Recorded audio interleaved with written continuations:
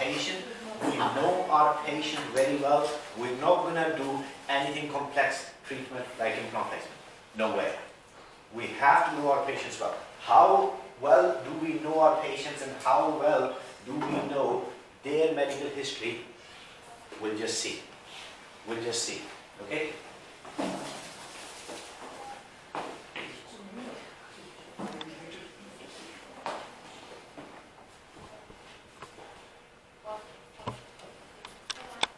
Make sure you have got your consent, your treatment plan. The patient understands your treatment plan. That is very important. And one more thing, one more tip in explaining your treatment plan. Always keep it broad. Don't make it very, very specific. I'll give you an example. If you tell your patient that I'm going to provide a screw-retained crown, okay? During your consultation appointment, you tell your patients, I will provide you a screw-retained crown. During your placement, you place the implant. Unfortunately, the angle is not that correct. And you have to provide the cement-retained crown. What you going to do then? Change the crown. It looks bad. Yeah. So, in first instance, keep it quite open. Leave some space for yourself. Otherwise, you have to then he's going to ask, why didn't the cement-retained was offered in the first place? Yeah. The problem is, nowadays, do you know that in North, the local newspapers, you know the local newspapers? The front page of local newspaper, interview of a patient who has successfully sued their dentist for £10,000. That's the cover story. I have successfully sued my dentist for £10,000. That's the interview. So why would you want to put a seed in your patient's mind? Leave it open, okay? I made a mistake yesterday. I was very specific with that patient. When he went away, I was very specific with the patient, explaining him about screw retaining the cement retain. You learn all the time, okay? Keep evaluating yourself. That's very important. Make sure patient understands your treatment plan. Make sure that you have got proper armamentarium for your surgery. There is no shortcut to it. Okay? Wherever you are doing surgical procedures, make sure you have got your surgical drill with you. Okay? If you're going to do a surgical extraction, I know most of the dentists will use fast handpiece just to cut the tooth. Okay? And then take the tooth out. Okay? What's the problem with that? What is surgical emphysema? Introduction of air into soft tissue spaces. So how does this actually happen? High speed has been body water pressure. High speed sprays air. Okay? High speed sprays air, and when before extraction, what you do is you raise your gingiva. You create a space underneath your periosteum. And when you use high speed, the air goes underneath the periosteum. The patient is going to go straight from your chair into ICU and stay there for at least a week. I know it doesn't happen often. I know that. It's going to happen once maybe. But it will be enough to put you off. There has been a recent case of a patient who had surgical emphysema during root canal. Yeah, you tell me what's the mechanism. You getting the canal? Maybe you've gone through the sulcation or something. Okay, let me give you a tip. The dentist, after doing the filing and irrigation, used 3-in-1 tip You always do that. to dry the canal. That's what you always do. Always do. Don't do it. Look, what was the mechanism? How did it happen? If he has gone beyond the apex, compared to the gets into the neck, the only pathway is underneath the periosteum. Can air separate the mucosa and periosteum? Well, they are joined together like that. Rubber dam plan. No. If you get the air underneath the periosteum, once you lift the periosteum in your surgical hands-on, you will know how easy it is to lift the periosteum of bone. So air goes in, lift the periosteum of bone. The moment the periosteum is lifted, neck spaces. So what would have been the case? The tooth will have a lesion. That lesion would have caused the buccal sinus. Yeah. So he pushed the air in the canal, the air goes into the canal, buccal sinus underneath the periosteum. Is there a specific amount of air or even a smallest air can cause? Don't take any chances, mate. This is your bread and butter. That's what you earn and feed your kids. So we need to use a straight surgical handpiece. Listen, Paper point. you paper points for the root canal, paper points for the root canal for drying, that's no doubt about it. Do not go with 3-in-1 tip near to that chamber. Okay? And when you're doing surgical procedures, please use surgical handpieces. CQC is getting big on it. Surgical handpieces are the straight wheel one. Are the straight ones? No, not straight ones. You're talking about the handpieces which attach to your chair. Yeah. No, it's one that attaches to the surgical unit. You should have a surgical handpiece which has got its implant motor or surgical motor, which has its own saline supply. CQC is getting very big on it. So if you want to separate, They came here. if They you came. want to divide the lower I6, you have to have an implant motor. If you give me guarantees that you are not going to go underneath the periosteum.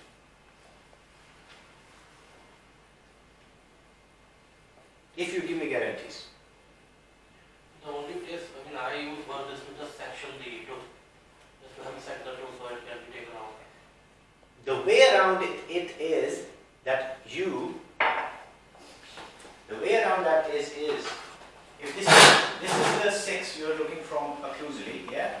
That's buccal, that's lingual. Okay? And the two roots are, yeah?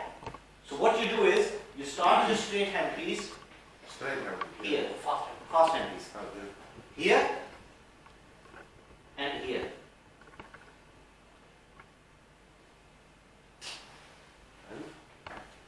That's your section. You do not go sectioning this bit. That's where you're going to go into the periosteum. You stay within the tooth. How you section that, then you break it. Yes, Straight by yes, elevator. yes. So you make a cut in the tooth, stay within a tooth. How do you make your access cavity? This is the same as making an access cavity. The only problem with making access cavity is if you perforate. You don't perforate. You don't go near the periosteum. You don't go near the bundle bone. You don't go near the periodontal ligament. But we are going into the furcation area here. Well, okay, yeah. No. Again, you need to use the brain. Okay? You need to use the brain. This is your tooth. Okay? So if you look it from sideways now, this is what you're sectioning. Okay? Now, from you know more root canals than me. Tasso knows how many root canals I do. I don't do root canals. You know what's the length of this floor. Do you know? Yes, roughly we know. So you limit yourself up till here with your handpiece. The burr, the maximum length you're going to go is 6-7 millimeters. That's it. You do not cut this bit. Again, use your elevator to break it. Stay, as long as you stay within the tooth, I don't have any problem. The problem arises when you go out of your tooth. And if you have done the sectionings, you know, you put the elevator in, it just literally breaks. Literally breaks. furthermore, if you're doing implants, if you're going to do the minor surgery on delicate places, spend £2,000 and get more. What's the problem? The moment you're going to advertise implants on your practice, CQC, you know CQC came to this practice and they have already Googled us, they have already NHS choices, they've already done their homework. They asked me, you place implants? They didn't ask me, do you place implants? They told me, you place implants? I said yes. Then they took out a 3-page form, specially designed for practices who offer implants. Show me where's your surgical motor. Show me your irrigation tubes. Show me your drapes and kits. Show me how last time when you got it serviced. What you going to tell them?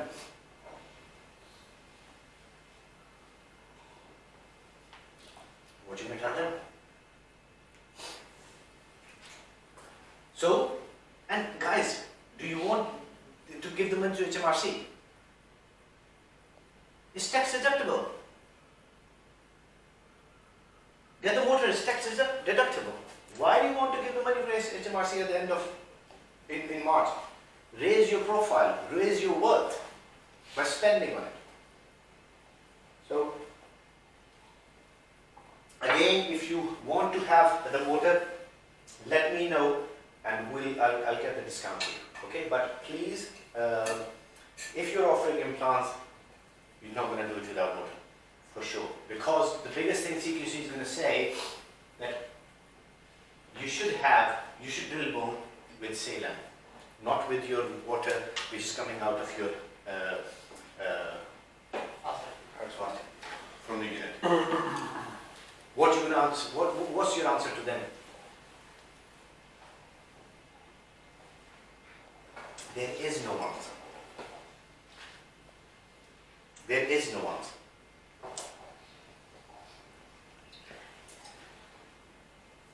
And believe you me, people abroad, third world countries, they do spend more money than us on practices.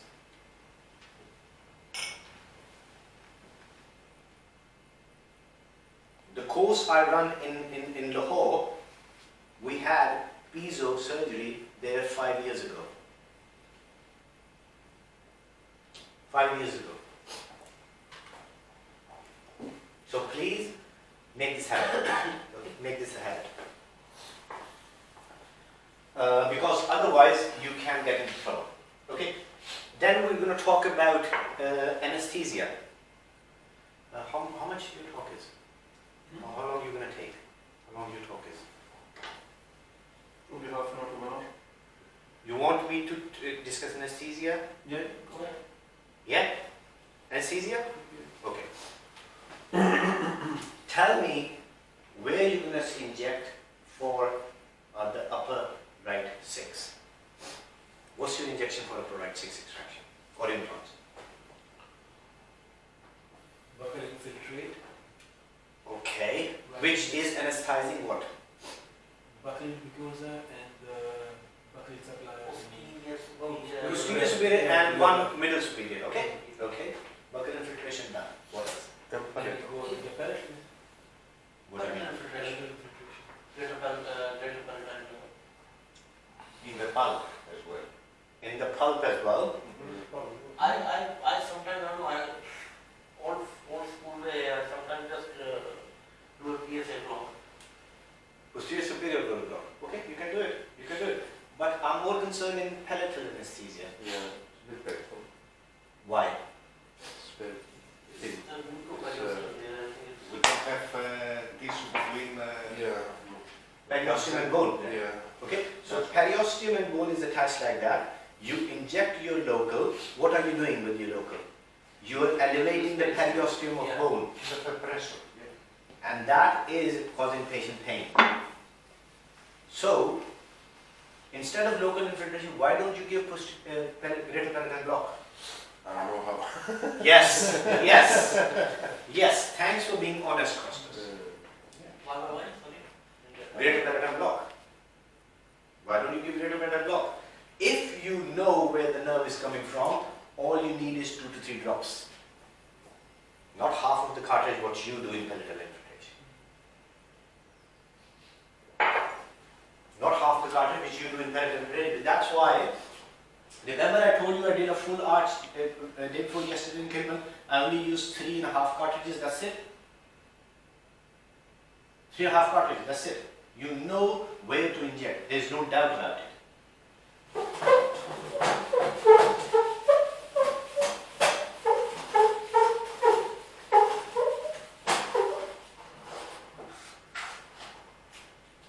That's your palate. Okay? Your genital-palatine nerve and artery is 1 centimeter from the gingival margin, apices of 7. So I say again, 1 centimeter from the gingival margin, apices of 7. This is your number 7 tooth. This is your number 6, that's your number 5, that's your number 8, that's your number 4, that's your number 3, that's your number 2, and that's your number 1. This is your midline. 3 drops, greater palatine nerve block. Will it not push up the periosteum in that area? Greater palatine, have you seen the greater palatine nerve? It's just like a rope. It's a rope.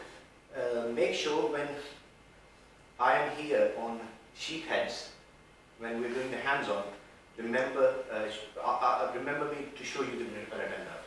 Okay, you will see that. Can you touch the greater palatine nerve with your LSD? Yes, you can. Needle and does it cause any shock No, or something? no. Does anything, no damage? It's a greater palatine nerve and vessel. It's a bundle. You'll be very lucky you will be injecting into the nerve. Okay? Well, that's very unlucky. But 3-4 drops at the greater palatine nerve, and that will block up till where? What? Until 4. Up till where? 4. 3. It will numb Up to 4. all this area. So you don't have to inject again and again, different areas, just greater palatine nerve block. Buccal infiltration, I'm happy with buccal infiltration. You go, if you want to do 6, then what I do is I give about 1/4 of a cartridge here, 1/4 of a cartridge here. And then 3 or 4 drops. He has done extraction. How many cartridges do I use? Maybe 1, rarely 2. And do I ever use any other cartridge apart from lignocaine? If somebody tells me that lignocaine doesn't work, I need so and so cartridges, I just laugh and move away. I've never used any other cartridge. Not, we'll talk about it later, just hang on. So I'm not talking any, you need to know where to inject. So what I do is here, and greater palatine nerve block, that's it. After 3 places, I will still have slight bit of anesthesia left in 1 cartridge. And where do I use it? I use it in the,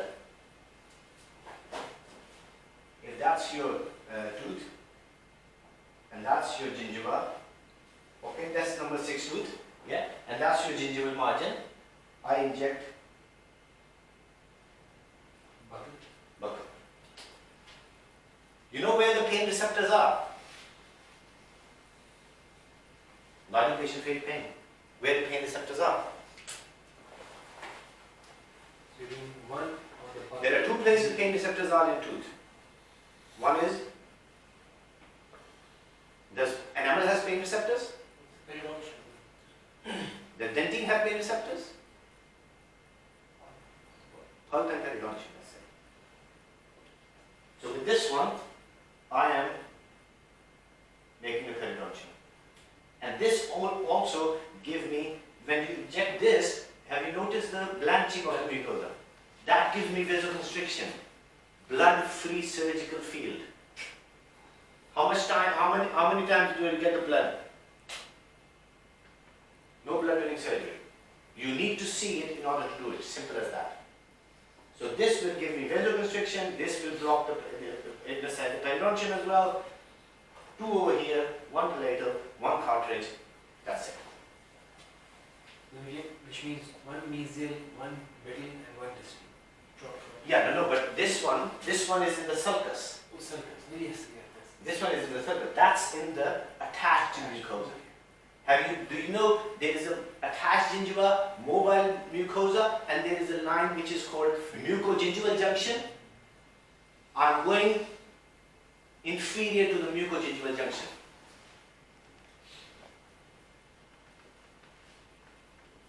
Got it?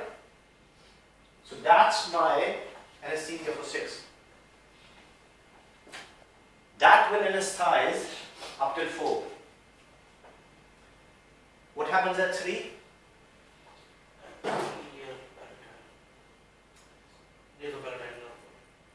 Incisive foramen.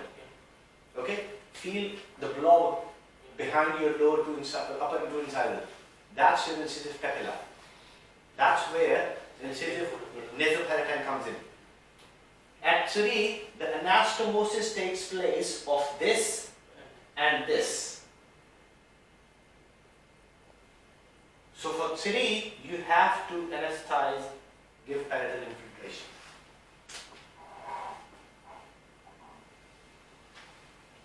And the same buccal and mucogingival. Which is a bit painful for the patient. Yes, yes. But fortunately enough, 3 is the area where you have got that space between periosteum and bone. If you have to know that you notice that or not, it's easy to give injection at 3 rather than once. For 1, where do I put anesthesia? In the blob, in the bulb, in the swelling.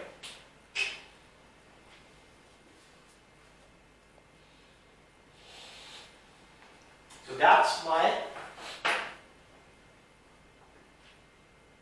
upper.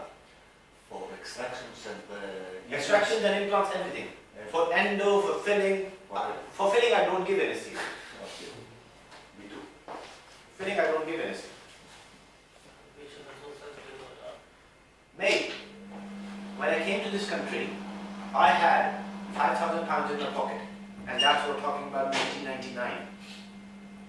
Out of that 5,000 pounds, I spent 2,000 pounds on the workshop, which is communication skills, 2 days. You need to speak to your patient well.